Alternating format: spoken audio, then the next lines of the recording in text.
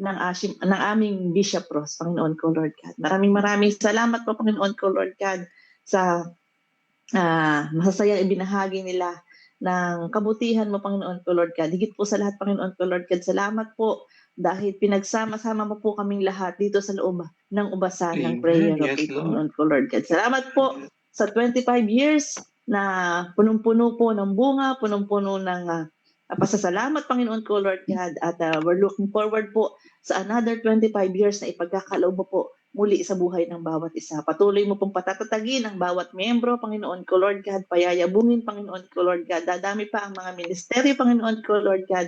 At maraming salamat po at marami pang buhay na mababago sa loob ng ubasan ng prayer of faith. Maraming salamat po. In Jesus' mighty name we pray. Amen and amen. At pinabalik ko na po ang ating gawain sa ating pong senior pastor, kay Alex Masuelo. Praise God, praise God. Nabitin tayo lahat, no? Amen. Marami pa tayong marinig. Abatan ninyo yung church news natin. At si Bishop Mamutya Church News. Hindi ko pa nakita yung program bukas eh. Pero salamat, talagang punong-puno ng maraming karanasan ang Ubasang Prayer of Faith Church. Hindi tayo kaagad ganun kalaki. Kaya narinig natin, nasa ilalim lang tayo ng puno ng mangga. Amen. At salamat sa lahat ng mga nagpatotoo. Sa araw din po ito ngayon ay gaganapin natin ang ating pang-anim na taon at 106, 6 years and 106 days na po tayo na nagbabantay sa pananalangin tuwing madaling araw. Sa ubasan po na kung saan dinala tayo ni Lord, sa ubasan ng Prayer Faith Church Worldwide Ministries Incorporated. Gamit po natin ang platform ng Zoom. Salamat sa mga kamanggagawa na andun yung kasigasigan. Dahil 25 na po tayo, isang frame na po tayo. Kulang na lang tayo ng 3 frame pa. Meron na tayo isang frame dahil 100 ang capacity ng Zoom natin. Kaya yun yung binabayaran natin monthly.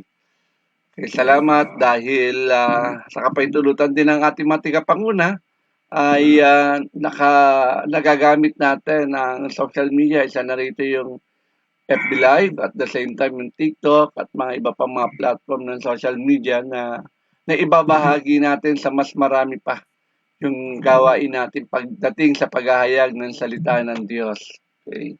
At salamat dahil tayo ngayon ay makakapakinig ng salita ng Diyos mula pa sa Egypt. Amen. Okay.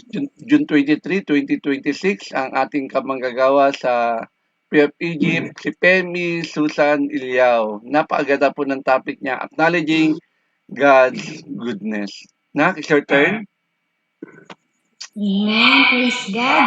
Tunay na napakabuti po ng Panginoon. Amen, amen.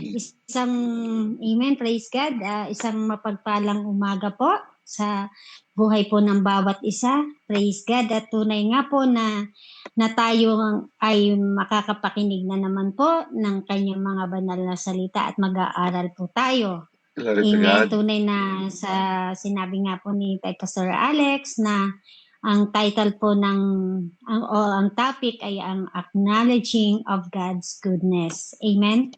Ito po, ang salita po ng Diyos ay matatagpuan sa sa awit, kabanata 31, talata 11 hanggang 20. Amen.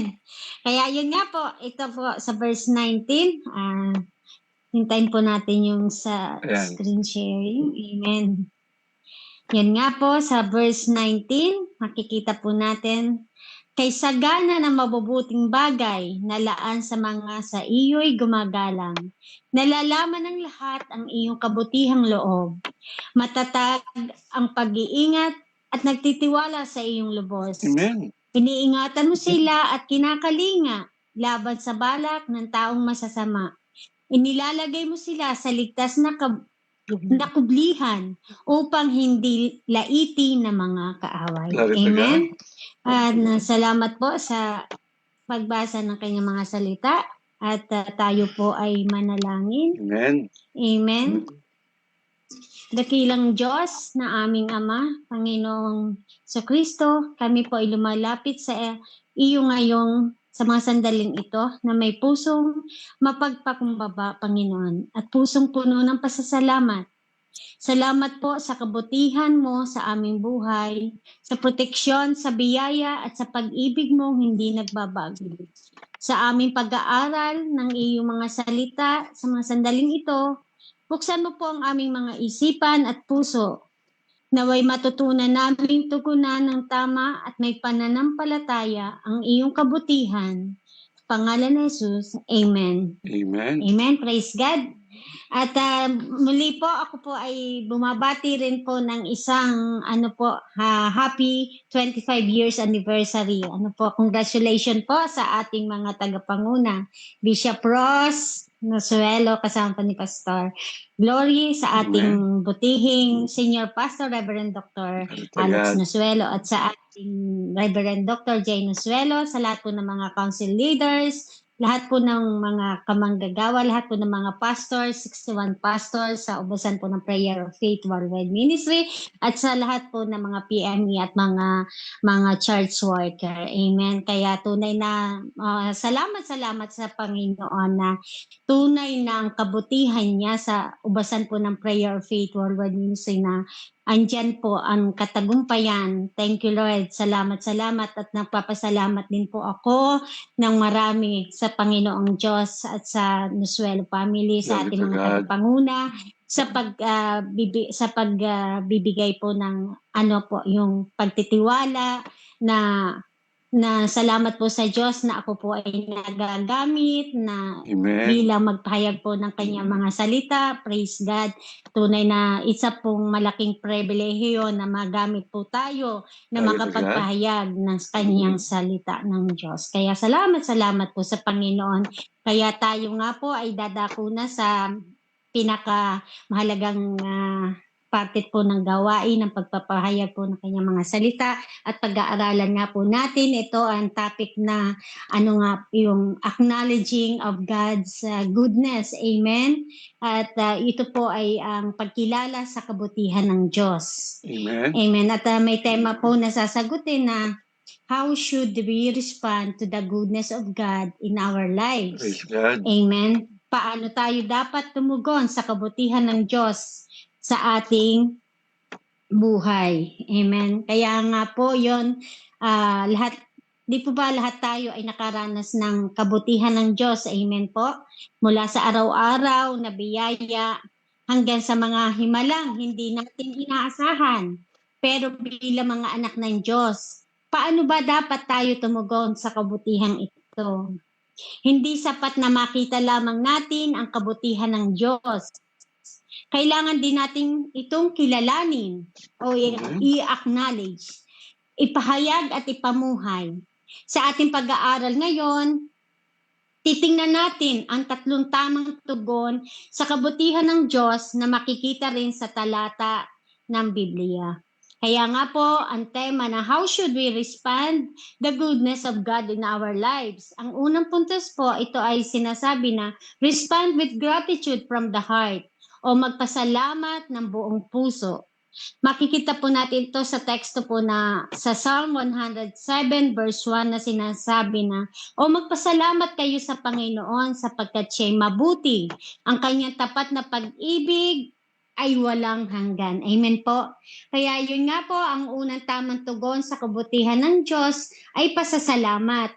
Hindi lang tuwing may magandang nangyayari, kundi sa bawat araw ng ating buhay. Amen po. At ito rin po, ang talatang ito ay isang paanyaya at panawagan na purihin ang Diyos sa kanyang kabutihan at walang hanggang pag-ibig. Ang kanyang pagmamahal ay hindi nagbabago, hindi nauubos at aasahan magpakailanman, kahit pa tayo ay dumaraan sa mga pagsubok sa buhay. Amen po. Makikita po natin sa mga supporting verses, yung sa unang 1 Thessalonica, chapter 5, verse 18. Sinasabi po rito na magpasalamat kayo sa lahat ng bagay sapagkat ito ang kalooban ng Diyos para sa inyo kay Kristo Jesus. Amen po. Kaya yun nga po, sinasabi na kinakailangan na tayo ay magpasalamat, hindi lamang kapag masaya, di po ba? Amen. Kundi sa lahat ng pagkakataon. Dahil may layunin ang Diyos sa mga ito. Amen. Kaya ang sinasabi rin po na ang pagiging mapagpapasalamat ay hindi ito isang opsyon, kundi bahagi ng plano Tama. ng Diyos sa mga nananalig sa Kanya. Amen po. Amen. Kanina nga po napakinggan ko yung yung preaching sa sunset prayer. Ano po yun kay Pastor, kay Reverend Dr. John Brade, Brade. yung pong yung pong be grateful. Amen. Yung pong the spirit of gratitude. Yung sabi niya po doon na it's gratefulness make us happy. A grateful life is a happy life. Amen. Yun po, naalala po yun. Kaya kumbaga ito po yung isang na kinakailangan natin na tayo ay magpapasalamat na kinakailangan natin magpasalamat palagi ng buong puso. Hindi lang yung kapag may mga hindi lang kapag masaya tayo, kundi yung sa lahat ng mga bagay na nagaganap sa atin, kinakailangan natin magpasalamat sa ating Panginoong Diyos. Amen po. At sinasabi nga rin po sa awit 103 verse 2 na purihin mo ang Panginoon o kaluluwa ko at huwag mong kalilimutan ang lahat niyang kabutihan. Amen. Yun nga po na ang papuri ay hindi lamang ito nararamdaman, ito ay isang desisyon. Kaya nga po sa talatang ito hinihikayat tayo ni David na ang kanyang sarili na purihin ang Diyos ng buong puso. Amen po. Kaya yon sinasabi na kinakailangan nating magpasalamat at huwag nating kakalimutan ang kabutihan ng Diyos. Yun nga po, huwag mong kaliligtaan, di po ba? Yung kanya mga kabutihan. Amen po. Kaya yun nga po ang ating unang puntos na sinasabi na how should we respond to the goodness of God in our lives? Ito po ay magpasalamat ng buong puso. Amen. Dadako na po tayo sa point 2. How should we respond to the goodness of God in our lives? Ito po sa point 2, respond with trust and surrender. Magtiwala at lumapit sa Kanya. Amen. Ito po ay ang teksto po ay sa Psalm 31 verse 19b. Basahin ko na lang po sa NLT translation. You lavish it on those who come to you for protection. Amen. Kaya nga po isa sa mga dahilan kung bakit ipinapakita ng Diyos ang kanyang kabutihan ay upang ilapit tayo sa Kanya. Kaya bilang tugon, kailangan natin magtiwala at sumandig sa Kanya. Amen. Yun nga po. At kumbaga, magtiwala at lumapit sa Kanya. Yun po ang isang yung isang way ng pagtugon natin sa kabutihan ng ating Panginoong Diyos. Amen po. Kaya yun nga po sa sinasabi po sa Kanya mga sa supporting verse na makikita po natin sa Proverbs chapter 3, 5-6 ay sinasabi na ito po ay kay Yahweh ka magtiwala, buong puso at lubusan at huwag ka mananangan sa iyong sariling karunungan. Sa lahat ng iyong gagawin, siya ay alalahanin. Amen. At itutuwid niya ang iyong landas. Amen. Kaya yun nga po na ito po ay pinapaalam po sa atin na ang mga tao, kumbaga tayo po, mga tao ay limitado ang kaalaman. Kaya hindi tayo dapat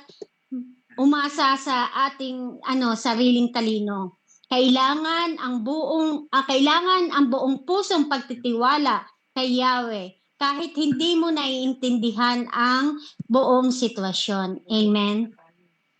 Kaya yun nga po na kinakailangan na yon sinasabi rin na sa Psalms chapter 34 verse 8, tikman ninyo at tingnan na ang Panginoon ay mabuti, mapalad ang taong sa Kanya'y nanganganlong. Amen po. At ito po ay kumbaga isa pong paanyaya na personal na maranasan natin ang Diyos. Amen po. Ang pananampalataya, kumbaga, tingnan mo at lasapin, ang ibig sabihin, kumbaga, ito po yung pananampalataya. Ang pananampalataya ay hindi lang basta paniniwala sa isip. Ito ay nangangahulugang personal at aktibong pagdanas, yung mga nararanasan, amen, yung nararanasan sa pag-ibig at kabutihan ng Diyos sa ating buhay, amen. Kaya kung paanong malalaman mo lang na, kumbaga, di po ba malalaman mo lang masarap ang isang pagkain kung titikman mo ito. Di po ba? Kung titikman po natin ito. Gayon din po ang sa Panginoong Diyos. Amen? Kaya mapapalad po tayo mga nananalig sa Kanya. Amen? Na tayo mga nananalig sa Kanya, mga nagtitiwala ay tayo po ay masasaya, di po ba? Amen. Masasaya at pinagpala. Amen. Kaya yung pong kagalakang ito na ating nararanasan ay nagmumula nagmumula po ito sa buong tiwala natin at pagpapasakop sa ating Panginoong Diyos, lalo na sa panahon ng pagsubok. Kaya yun nga po sa ating point 2 na sinasabi na how should we respond to the goodness of God in our lives? Yun po ang magtiwala at lumapit sa Kanya. Amen? Magtiwala at lumapit sa Kanya. Kaya bilang aplikasyon nga po, hindi lang natin dapat kilalanin ang kabutihan ng Diyos. Dapat din tayo magtiwala at manalig sa Kanya, lalo na sa panahon ng pagsubok. Amen po? Dadako na po tayo sa pangatlo, sa huling puntos ng how should we respond to the goodness of God in our lives? Ang pangatlo pong punto, sinasabi po rito na ipamuhay at ibahagi ang kabutihan ng Diyos. Respond by living out and sharing His goodness. Ito po ay makikita natin ito po, ang teksto po ay, kaya yun nga po, sinasabi na ang kabutihan ng Diyos ay hindi para itago lamang. Dapat nating itong isabuhay at ibahagi sa iba sa pamamagitan ng salita at gawa. Amen po? Kaya yun nga po makikita natin sa Ephesians chapter 2 verse 10 na sapagkat tayo'y kanyang gawa, nilalang kay Kristo Jesus para sa magbubuting gawa. Amen? Yun nga po, kung ano tayo ngayon ay gawa ng Diyos. At sa pakikipag-isa natin kay Kristo Jesus ay nilikha niya tayo para sa mabubuting gawa na inihanda niya nung una pa man upang ating lakaran. Kaya nga po ito pong talatang ito ay nagtuturo na ang kaligtasan ay libreng regalo ng Diyos. Ngunit tayo ay binago upang mamuhay sa kabutihan. Amen po. Ang ating spiritual na pagkatao, kumbaga ngayon ay hindi sariling gawa o kayabangan. Kundi ito po yung kumbaga yung ang tawag ba doon, yung obra maestra ng Diyos. Tayo ay nilalang na muli sa pamamagitan ni Kristo. Amen po. At makikita nga rin po natin sa Galatians chapter 6, 9-10, ito po ay yung huwag tayong mapagod sa paggawa ng mabuti, gawin natin ang mabuti sa lahat. Amen. Amen. Kaya yun nga po na ito po ay yung sinasabi po na huwag po tayo magsasawa o mawalan ng pag-asa kahit mahirap dahil may nakalaang gantimpala mula sa Diyos sa kanyang takdang panahon. Dapat din nating samantalahin ang bawat pagkakataon para makatulong sa lahat ng tao, lalo na sa ating kapwa Kristiyano. Amen po. Kaya yun nga po bilang aplikasyon po, kapag tayo ay gumagawa ng mabuti, pinapakita natin sa iba ang kabutihan ng Diyos. Amen. Nagiging instrumento tayo ng kanyang pag-ibig at pag-asa sa mundo. Amen po. Amen. Kaya yun nga po mga Amen. At yung nga po, to recap yung tatlong puntos, yung para po sa acknowledging of God's goodness, paano tayo dapat tumugon sa kabutihan ng Diyos sa ating buhay. Ang una po ay magpasalamat ng buong puso. Amen. Pangalawa, magtiwala at lumapit sa Kanya. At ang pangatlo, ipamuhay at ibahagi ang kabutihan ng Diyos. Amen. Kaya nga po bilang pagtatapos, mga kapatid, sa harap ng napakalaking kabutihan ng Diyos sa ating buhay, nararapat lamang na tayo tumugon ng may pasasalamat pagtitiwala at paggawa ng mabuti. Amen? Yun nga po, 3 P po yun, pero hindi po sa English, 3 P. Kumbaga, paano po tayo dapat tumugon sa kabutihan ng Diyos. Yun po yung pasasalamat, pagtitiwala, at paggawa ng mabuti. 3 P po yun.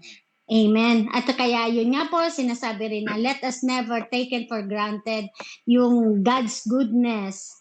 Amen. Instead, let's live lives that constantly say, thank you, Lord. I trust you, Lord. I will share your goodness, Lord. Amen. Thank you, Lord.